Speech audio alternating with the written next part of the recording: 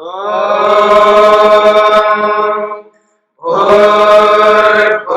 स्वः तत्सवितुर्वरेण्यं भर्गो देवस्य धीमहि धियो यो नः प्रचोदयात्।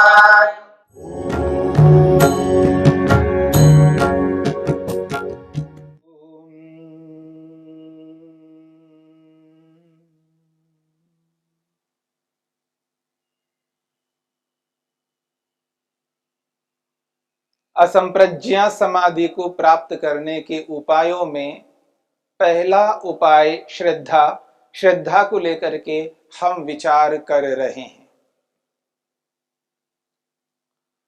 श्रद्धा को समझने का प्रयास हमने किया है। श्रद्ध का अर्थ सत्य है और धा का अर्थ धारण करना है। जिस व्यवहार से, जिस क्रियाकलाप से सत्य को धारण किया जाता है उसी का नाम श्रद्धा है। और श्रद्धा उस स्थिति में उत्पन्न होती है जिस स्थिति में सत्य को हमने स्वीकार किया हुआ होता है। इसलिए वेद भी यही कहता है और ऋषि लोग भी यही कहते हैं, सत्य को धारण करना। दृष्ट्वा रूपे व्याकरोत् सत्यानृते प्रजापति। दृष्ट्वा रूपे व्याकरोत् सत्यानृते प्रजापति। ये जो बात कही है, परमपिता परमात्मा ने सत्य और अनृत रूपी झूठ को व्याकरोत् अलग अलग किया है।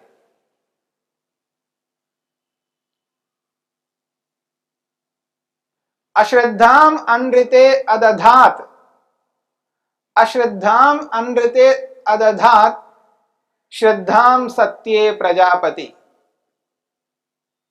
प्रजापति परमपिता परमात्मा ने अनृत में, झूठ में, असत्य में अश्रद्धा को स्थापित कर दिया और श्रद्धाम सत्ये, और सत्य में श्रद्धा को स्थापित किया है। इसलिए भूमंडल में, इस पूरे ब्रह्मांड में जहां जहां मनुष्य है वहां वहां मनुष्य जहां सत्य होता है उस सत्य में ही विश्वास रखता है, श्रद्धा रखता है।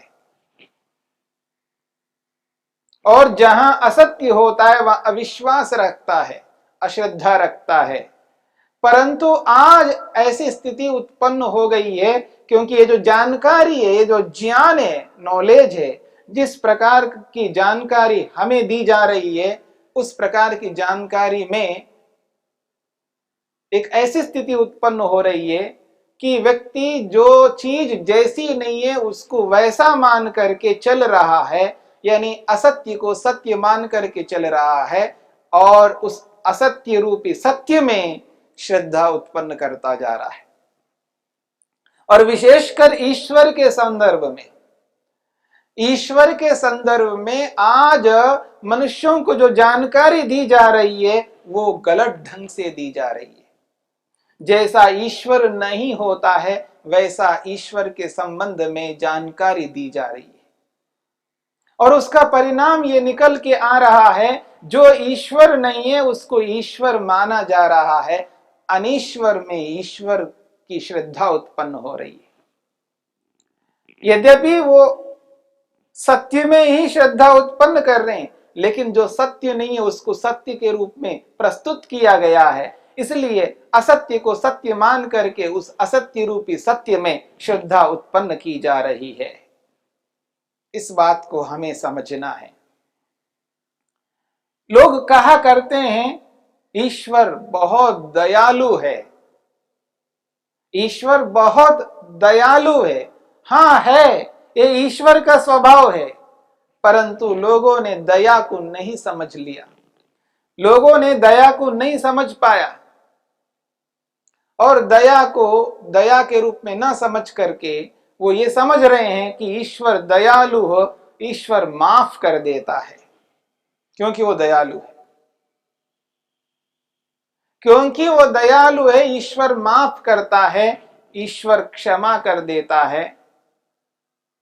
ये जो स्थिति मन के अंदर बैठी हुई है इस स्थिति के अनुसार आज व्यक्ति असत्य आचरण करता हुआ, अन्याय करता हुआ, हिंसा करता हुआ, झूठ बोलता हुआ व्यक्ति, असंयम व्यभिचार करता हुआ, परिग्रह करता हुआ, नाना प्रकार के दोषों को करता हुआ ईश्वर से माफी मांगता है, ईश्वर से क्षमा मांगता है और ये मान बैठता है कि ईश्वर मुझको माफ कर देता है,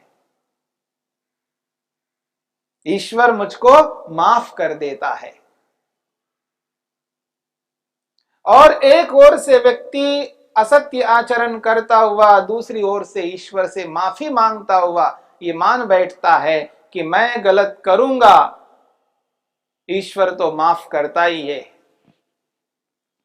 जो ईश्वर जैसा नहीं है उस ईश्वर को वैसा माना जा रहा है, वैसे बताया जा रहा है कि ईश्वर माफ करता है। और ये माना जाता है कि गंगा में जाकर के डुबकी लगा दो, सारे पाप धुल जाएंगे, यानी पानी उसके पापों को धोने वाला बन रहा है। यानी गंगा में नहाने मात्र से व्यक्ति के पाप धुल जाते हैं। गंगा पवित्र है, हाँ पानी पवित्र है, परंतु पानी जो पवित्र है वो शरीर को तो पवित्र कर सकता है, पर वो मन को पवित्र नहीं कर सकता। इसलिए महर्षि मनु महाराज ने एक बात कही, अद्भिर्गात्रानि शुध्यन्ति। अद्भि यानी पानी, गात्रानि शुध्यन्ति, ये जो पानी है ये शरीर को शुद्ध कर सकता है। अद्भिर्गात्रानि शुध्यन्ति मनः सत्येन शुध्यति। ये जो मन है, मन जो मलिन हो रहा है असत्य आचरण करके, अन्याय कर करके, पापाचरण कर करके, तो मन की शुद्धि पानी से नहीं बताया है। मनु महाराज कहते हैं मन की शुद्धि सत्य से होती है, मनः सत्येन शुध्यति। मन जो है सत्य से शुद्ध होता है। वेद भी यही कहता है, समस्त ऋषि लोग भी यही कहते हैं। यदि मन के पापों को धोना है, मन को शुद्ध करना है तो सत्य से करो। असत्य आचरण करके, ईश्वर से माफी मांग मांग करके हम उन पाप कर्मों को धो नहीं सकते। अगर ईश्वर माफ करता है, क्षमा करता है, ईश्वर दयालु है, वो क्षमा करता है और मेरे पापों को माफ कर देता है, तो जिनके प्रति मैंने गलत किया है, जिनके प्रति मैंने असत्य आचरण किया है, उनको क्या करेगा? क्या उनके प्रति अन्याय करेगा? मैं आपको एक छोटा सा मोटा सा उदाहरण देता हूं। किसी व्यक्ति के पैसे हैं और उस व्यक्ति के पैसे मैंने चुरा लिया, चोरी कर दिया, उसके 1,00,000 रुपए मैंने चुरा लिया, और वो जो 1,00,000 रुपए है जिसको लेकर के वो अपनी बेटी की शादी करना चाहता है, वो गरीब व्यक्ति है और पैसे ना होने के कारण से उसकी शादी, उसकी बेटी की शादी टूट गई। व्यक्ति परेशान हो रहा है, दुखी हो रहा है और पैसा कहीं से ला नहीं सकता। उसके पास इतना सामर्थ्य नहीं है कि वो और कहीं से पैसा लाए, क्योंकि अभी वो कर्ज में डूबा हुआ है और कर्ज नहीं कर सकता है, परेशान है, दुखी है। उसके प्रति अन्याय किया मैंने, क्योंकि मैंने चुराया। और मैं क्या करता हूं? ईश्वर से माफी मांगता हूं। और कैसी माफी मांग रहा हूं? मैं उस 1,00,000 रुपए में से 1,000 रुपए या 10,000 रुपए खर्च करता हूं भगवान के नाम से, या भगवान को ही चढ़ा देता हूं कहीं जाकर के, और ईश्वर से माफी मांगता हूं, ये भगवान मेरे को माफ करना है। और भगवान माफ भी कर देता है, क्षमा कर देता है। मेरे को क्षमा कर दिया। यानी संसार में जो घूस लिया जाता है, जो रिश्वत लिया जाता है, मनुष्य तो बहुत रिश्वत लेते ही हैं, तो हमने तो भगवान को भी नहीं छोड़ा, भगवान को भी रिश्वत देने लग गए। भगवान कभी रिश्वत नहीं लेता है, भगवान कभी रिश्वत नहीं लेता है, उसको कोई आवश्यकता है रिश्वत लेने की। ये तो मनुष्य को आवश्यकता है। मनुष्य अपनी महत्व आकांक्षाओं को पूरा करने के लिए, अपनी इच्छाओं को पूरा करने के लिए अन्याय पूर्वक धनार्जन करके, अन्याय पूर्वक किन्हीं वस्तुओं को प्राप्त करके अपनी आकांक्षाओं को, अपनी इच्छाओं को पूरा करते हैं। पर ईश्वर में ऐसी कोई इच्छा नहीं होती है। और ईश्वर हमारे द्वारा दिए गए उन पैसों को नहीं लेता है। ईश्वर को कोई आवश्यकता नहीं है, ईश्वर के लिए अप्राप्त कोई वस्तु नहीं है। ईश्वर को तो सब कुछ प्राप्त है। फिर भी हमने ईश्वर को घूस देना प्रारंभ कर दिया, ईश्वर को रिश्वतखोर बनाया। हमने बनाया है, ईश्वर नहीं बनाया, आज तक नहीं बना, ना बन सकता। परंतु हमने अपने व्यवहार से ईश्वर को रिश्वतखोर बना दिया है। उसको 1000 10,000 रुपए दे करके ईश्वर से माफी मांग लिया और ये समझ बैठे कि ईश्वर ने मुझे माफ कर दिया है। मान करके चलते हैं थोड़ी देर के लिए, ईश्वर ने मेरे को माफ कर दिया। हाँ, किया है, क्योंकि मैंने ईश्वर को कुछ दिया है या ईश्वर से प्रेयर किया है, प्रार्थना की है, याचना की है कि ईश्वर मेरे को माफ कर देता है। मान करके चलिए मेरे को माफ कर दिया है। जिसका 1 लाख रुपए गया है, जिस पर मैंने अन्याय किया है, उस व्यक्ति के प्रति ईश्वर का क्या कर्तव्य है? क्या उसके ऊपर अन्याय होने दे रहा है? और मेरी माफी को, मेरे क्षमा को ईश्वर स्वीकार करता है, तो उसके अन्याय को क्या करेगा? मेरे को तो माफ कर दिया है, फिर उसका क्या करेगा? उसको कहां से पूर्ति करेगा? कभी हमने सोचा है? ये जो अंधश्रद्धा है, इस अंधश्रद्धा को तर्क रोक सकता है, प्रमाण रोक सकता है। याद रखना, आप ये जो समझते हैं कि तर्क और प्रमाण जो है श्रद्धा के स्थान पर नहीं टिक सकते हैं। जहां श्रद्धा होती है वहां तर्क काम नहीं आता है, जहां श्रद्धा होती है वहां प्रमाण नहीं लाना। जहां श्रद्धा हो रही है वहां तर्क मत किया करो, परंतु तर्क किए बिना ये बात समझ में नहीं आ सकती है। इसलिए श्रद्धा को समझने का प्रयत्न करना, अंधश्रद्धा नहीं रखना। ईश्वर कभी किसी का कर्म, अगर किसी ने कर्म किया उसको माफ नहीं करता, याद रखना। हाँ, ईश्वर क्षमा अवश्य करता है, परंतु क्षमा का अर्थ दंड न देना नहीं हो सकता। क्षमा को क्षमा के रूप में समझने का प्रयत्न करना होगा। ये जो माफ करना सॉरी का जो प्रचलन हुआ है, इसका यही मतलब है जो आज लोग लेते हैं, ईश्वर उसका दंड मेरे को नहीं देगा, ईश्वर ने मेरे को माफ कर दिया। परंतु इसका ये अभिप्राय कदापि नहीं हो सकता। ईश्वर कभी किसी को दंड दिए बिना रुक नहीं सकता। ईश्वर यदि दंड नहीं देता है तो समझ लेना ईश्वर अन्यायकारी बन जाएगा। यदि ईश्वर दंड देता है तो वो दयालु नहीं रहेगा, ऐसा लोग समझ करके इसमें ये अंतर कर दिया है। दया का मतलब है माफ करना, माफ करने का मतलब है दंड ना देना। ये दया नहीं है, इसका मतलब दया नहीं हो सकता। इसलिए न्याय को और दया को दोनों को समझने का प्रयत्न मनुष्य को करना है। और जिस दिन दया को और न्याय को समझ लेगा, उस दिन व्यक्ति को ये एहसास हो जाएगा ईश्वर का अर्थ क्या होता है, ईश्वर को ईश्वर क्यों कहते हैं। अंधश्रद्धा कभी नहीं रखनी है। यदि व्यक्ति अंधश्रद्धा रखने लगता है तो ईश्वर को नहीं समझ पाएगा। जो ईश्वर नहीं है उसको ईश्वर मान बैठेगा।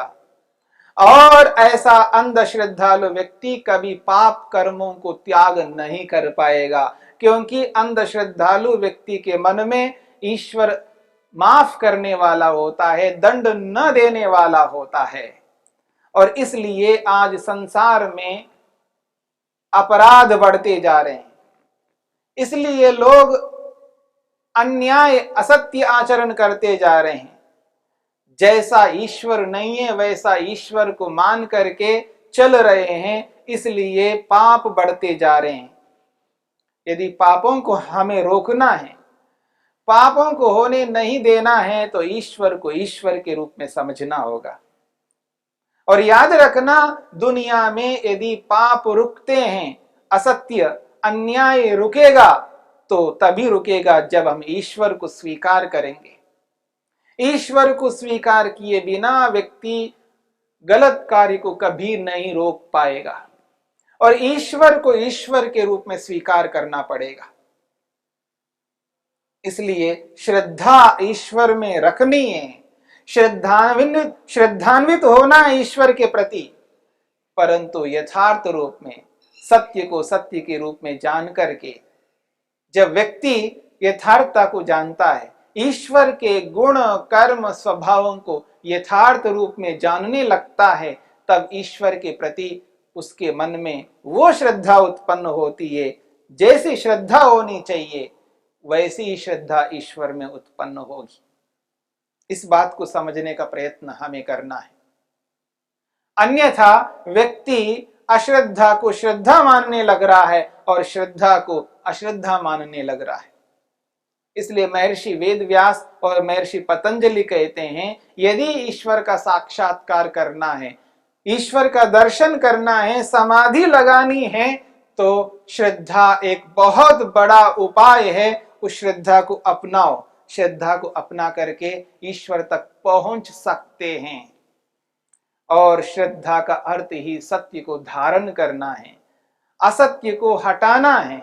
इसलिए श्रद्धा के यथार्थ स्वरूप को जान करके और यथार्थ ईश्वर को यथार्थ रूप में मानना, और जैसा ईश्वर है वैसा ही मान करके चलना, तब जाकर के हम इस श्रद्धा रूपी सत्य आचरण से उस सत्य रूपी ईश्वर को प्राप्त कर सकते हैं। श्रद्धया सत्यमाप्यते, श्रद्धा से ही सत्य को प्राप्त किया जा सकता है।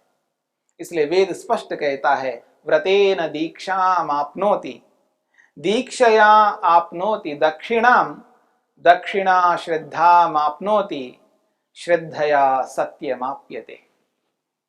ये जो बात है ये यथार्थ है। वेद के रूप में हमें समझना होगा। आज वेद को वेद के रूप में नहीं समझा जा रहा है, वेद को गलत ढंग से प्रस्तुत किया गया है। उस वेद को यथार्थ रूप में प्रस्तुत करने का हमारा सबका कर्तव्य है। वेद का पढ़ना और पढ़ाना, सुनना और सुनाना हम सब मनुष्यों का कर्तव्य है। वेद को वेद के रूप में समझने की चेष्टा भी हमें करना है। तब जाकर के इस श्रद्धा रूपी उपाय से हम उस परमपिता परमात्मा को प्राप्त कर सकते हैं। इस श्रद्धा से असंप्रज्ञात समाधि तक पहुंच सकते हैं।